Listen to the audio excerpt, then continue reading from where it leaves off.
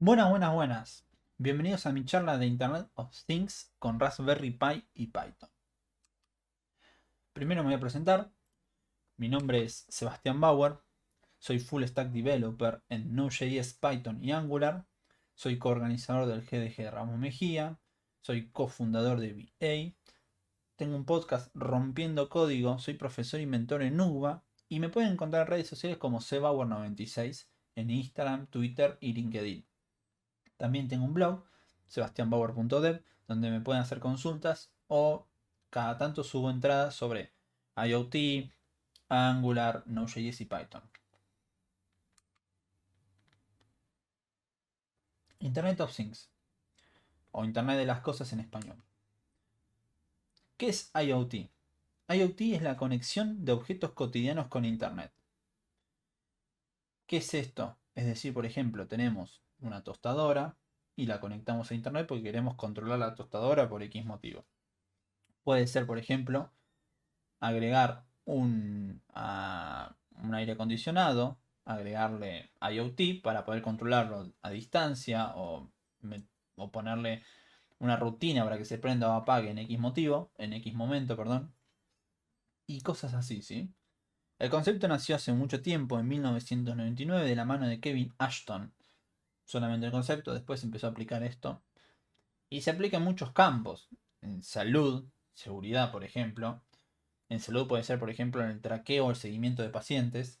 Y en seguridad puede ser en un dispositivo, una cámara de seguridad o una cerradura inteligente.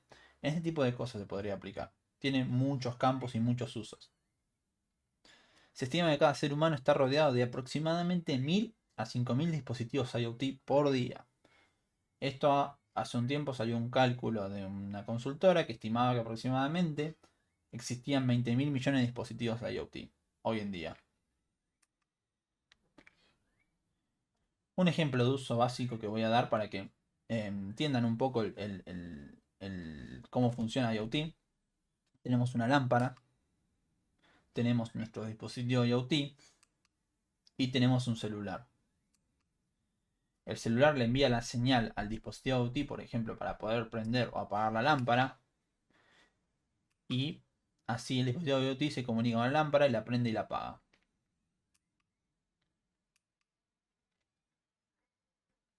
Tiene muchas desventajas, pero voy a nombrar tres que son las principales para mí.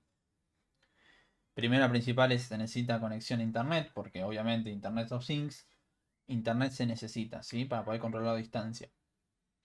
Otra desventaja que yo veo al venir del mundo de la programación es que si nos equivocamos podemos llegar a quemar nuestro dispositivo IoT, nuestra placa. Como acá nosotros empezamos a manejar hardware o empezamos a manejar cosas externas al lenguaje de programación, podemos llegar a quemar. Y a veces son costosas estas cosas. Por ejemplo, quemamos un Raspberry, por ahí estamos quemando $60. Otra desventaja que me gusta nombrar, porque me parece importante para que lo sepan, es que la Organización Mundial de la Salud clasifica el campo electromagnético de radiofrecuencia como agente carcinógeno. ¿Qué es este campo electromagnético de radiofrecuencia? Es lo que da el Wi-Fi, es lo que hace el Wi-Fi.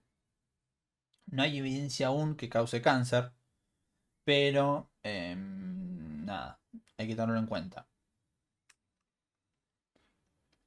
IoT con Raspberry Pi. Me gustaría explicar primero qué es un Raspberry para la gente que no sepa. Un Raspberry es una especie de mini computadora. Imagínense que es una computadorita chiquitita, una plaqueta, que es portátil, que la podemos llevar de un lado para otro, conectándola a un monitor a 220 y hay una computadora funcionando. Esta computadora viene sin sistema operativo, nosotros le instalamos un sistema operativo y le podemos instalar cualquiera que queramos. Hay versiones optimizadas para Raspberry, obviamente, ¿no? Yo la que recomiendo es la original, que es Raspberry Pi OS, que está basada en Debian. Está muy buena y anda muy bien en Raspberry. Podemos instalar incluso un Windows si queremos, Pero bueno, nada, es raro que quiera instalar eso, pero va a depender del uso. Y algo importante es que dependiendo de su característica, tiene un hardware cada vez más potente. La versión 4, que es la que está actualmente, em, tiene 2, 4, 6 u 8 GB, si no me equivoco, de RAM y tiene un procesador muy bueno. El valor ronda entre los 40 y 60 dólares, hablando siempre de Raspberry Pi 4. La 3 se puede conseguir mucho más barato. Vamos a ver acá un ejemplo de nuestro Raspberry con un montaje 3D. Acá vemos la placa, podemos observar del lado derecho los pines. Estos pines, como ven, son 40 pines. Y tenemos entre 3,3 volt, salidas de 3,3 volt, perdón, salida de 5 volt, masa y muchos GPIO que nosotros vamos a empezar a usar.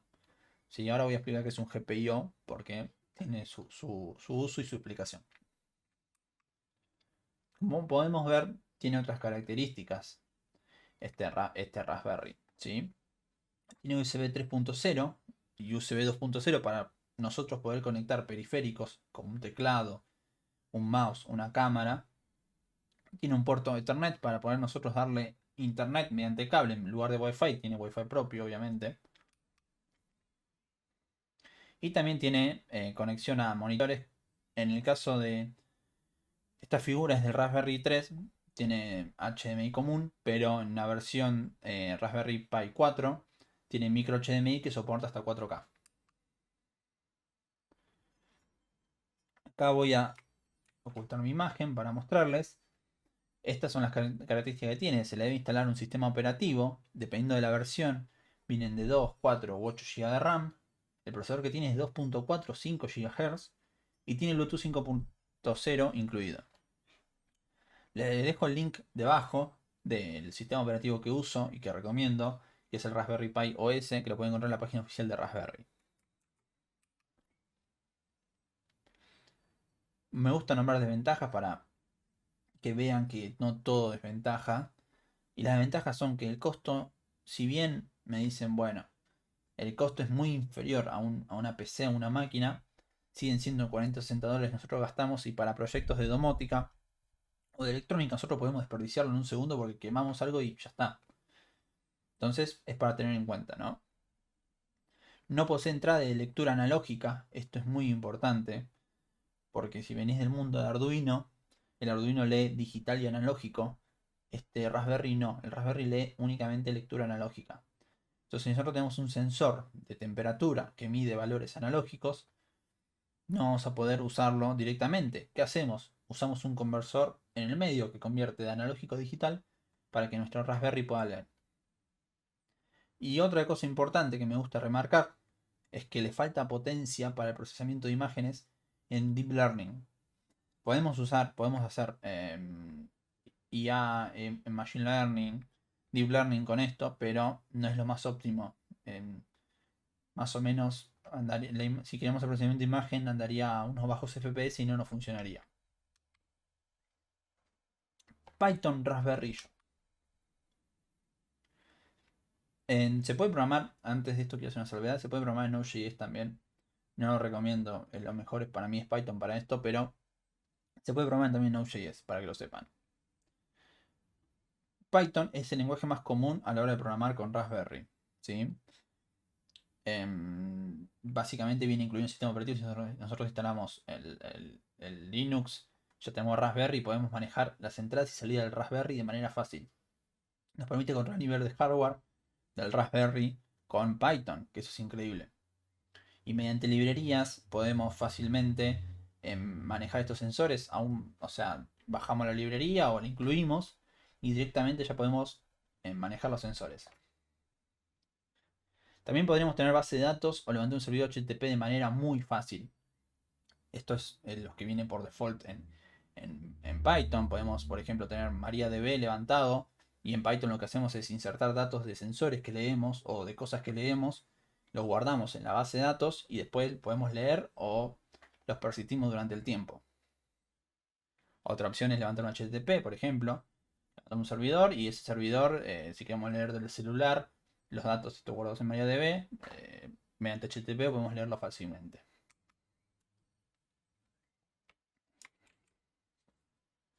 Me voy a nombrar o voy a explicar qué es el GPIO, básicamente.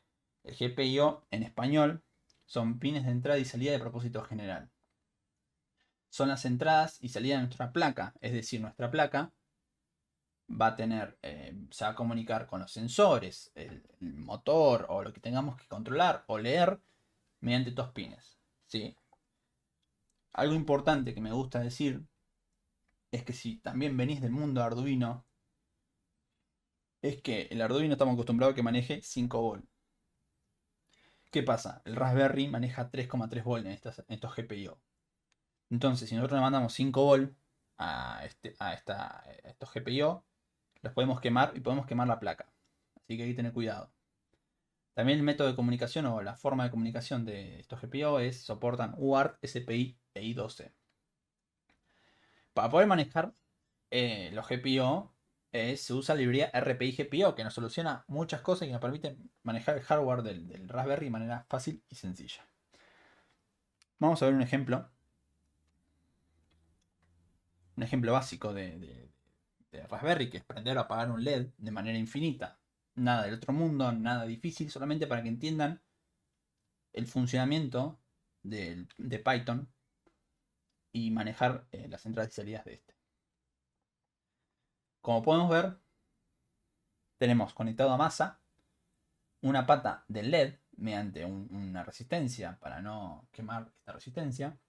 Y la otra pata del LED, que es el positivo, va directamente al GPIO del Raspberry que nosotros queramos usar para controlar este LED. En la primera línea de código, nosotros importamos la librería GPIO para poder manejar esto. Importamos también la librería Time, que ahora vamos a ver para qué se usa, que es básicamente para un delay entre momentos o cosas que nosotros queramos hacer. Después, ¿qué hacemos? Configuramos el GPIO para decirle, che, al Raspberry qué va a hacer. Le decimos que vamos a leer los pines de este Raspberry de manera con el BCM. Existen dos en realidad, BCM y Board. Es cómo se va a leer estos pines, qué numerito va a tener cada uno, qué valor va a tener cada uno. En BCM tiene un valor distinto al Board, perdón. Pero bueno, vamos a ver con BCM, que para mí es el más común para todos. Entonces le decimos, bueno, voy a configurar la patita 2 de BCM, ¿sí? Del Raspberry. Voy a decirle, la patita 2 va a ser salida para mandar un valor al LED para prenderlo o apagarlo, ¿no? Y ahí ahora viene el código, que es lo que va a hacer esto. Como dije, va a ser infinito, así que hacemos un while true para hacerlo infinitamente. Decimos con gpio.output, le decimos qué vamos a hacer. Le decimos que a la patita 2 le vamos a mandar un 1, que es prender un 1. Con time.sleep esperamos 400 milisegundos, que es el delay, que es lo que yo hablaba acá. Le decimos, en vez si no le ponemos esto, no vamos a poder percibir el prendido o apagado del LED, quizás. Es más, hasta lo podemos quemar, porque imagínense que esto es en muy pocos milisegundos, nada. Entonces, le ponemos time.sleep para que se apague por 400, se prenda por 400 milisegundos. Y luego, con GPIO output 2, GPIO low, le decimos que ponga en 0, es decir, que se apague. Y después esperamos otros 200 milisegundos. ¿Qué va a hacer esto básicamente? Va a prenderlo cuando arranca, espera 400 milisegundos, luego lo apaga, espera 200 milisegundos y lo vuelve a prender. Y así infinitas veces. No sirve para nada este ejemplo, es únicamente de muestra para que ustedes vean cómo se puede programar. Y después tenemos un except, que es si en caso de que pasa algo o apaguemos el Raspberry, se limpia el GPIO para que no quede basura en ningún lado. Arquitectura de un proyecto IoT. Vamos a ver un poco de arquitectura. Voy a poner un ejemplo. Tenemos un objeto, una persona, lo que sea, que acá voy a dejar los ejemplos, que son una heladera, un cepillo de dientes, un paciente médico. Tenemos un sensor que es el que regula el estado anterior de este objeto. Puede ser un sensor de humedad, como tenemos acá. Puede ser un una cámara de seguridad, puede ser un relé, lo que sea. Tenemos un dispositivo de IoT, que es el que se comunica con este sensor realmente, que puede ser un Raspberry Pi, que es el que está acá abajo, o puede ser un SP8266. Después voy a hablar de esto, pero es otro tipo de módulo que nos permite hacer IoT. Pero a diferencia del Raspberry Pi no es tan potente, es mucho más económico, se programa en C++, en MicroPython, pero no es tan potente, ¿sí? No tiene un sistema operativo adentro. Este dispositivo de IoT se comunica con el servidor, porque por ejemplo está leyendo un valor, lo manda al servidor directamente, porque queremos almacenarlo. Puede ser Firebase, puede ser DigitalOcean, puede ser otro Raspberry incluso. Tenemos un Raspberry con HTTP, levantamos Flask y ahí bueno, se va comunicando con el dispositivo IoT para guardar los valores en MariaDB o lo que sea. Tenemos una base de datos en el servidor, que puede ser MariaDB como había dicho, o puede ser Firebase con Real Time Database.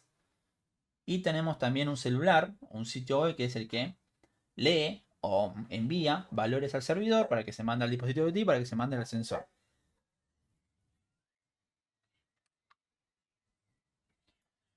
Protocolo de comunicación. ¿Cómo nos vamos a comunicar entre el dispositivo IoT y el servidor? ¿Sí? Existen dos protocolos, MQTT o HTTP. Y depende mucho de la información o lo que queramos pasar. ¿Sí? Actualmente en IoT se usa mucho MQTT, así que me voy a enfocar en MQTT más que nada. ¿Qué es MQTT? Es un protocolo M2M, que es Machine to Machine, del tipo Message Queue. Es decir, manda un mensaje y se mete en una cola. Y cuando pueda recibir, el que recibe el mensaje lo va a recibir. Quizá la diferencia más importante con HTTP es que la conexión siempre se mantiene abierta y se reutiliza en cada comunicación. Es muy parecido a Socket. Y también es utilizado porque consume poco ancho de banda. Así que es muy óptimo para IoT. Imagínense que es como se basa en la topología de estrella con un nodo central, que es el broker, que es el que controla o recibe todos los valores, y alrededor están todos los topics, todos los clientes que mandan, se suscriben a esos topics que tiene el broker. Que es un topic? Es el mensaje que va a recibir el broker. Vamos a ver un ejemplo. Tenemos, por ejemplo, el broker en el centro y alrededor todos los clientes. ¿Sí? El broker encargado de gestionar los topics. Si lo comparamos con HTTP, sería como, por ejemplo, cada verbo HTTP, cada topic, ¿sí? Ven, cada cliente se puede suscribir a un topic para leer o para enviar información. Por ejemplo, que cliente 3 y cliente 7, por ejemplo, el cliente 7 manda un valor y el cliente 3 está leyendo ese valor, entonces lo lee y automáticamente se actualiza, ¿no? Hay más info de qué es MQTT. Le dejé un link ahí abajo para que puedan leer más información y meterse más en el tema, ¿no? Vamos a ver un ejemplo de domótica y seguridad. Por ejemplo, este es un ejemplo de arquitectura, si no vamos a ver código, si no vamos a ver más en cómo se armaría una arquitectura ¿sí? De esto. Tenemos todos estos componentes, ¿sí? Queremos controlar lámparas, queremos controlar un detector de incendio, tenemos una cerradura electrónica, queremos controlar cuando se abre y cuando se cierra, por ejemplo. Tenemos un SP32CAM, que es un módulo que, como el SP8266, que da Wi-Fi, pero viene incluida una cámara. Entonces, ¿qué podemos aplicar ahí? Sí podemos aplicar Machine Learning e Inteligencia Artificial.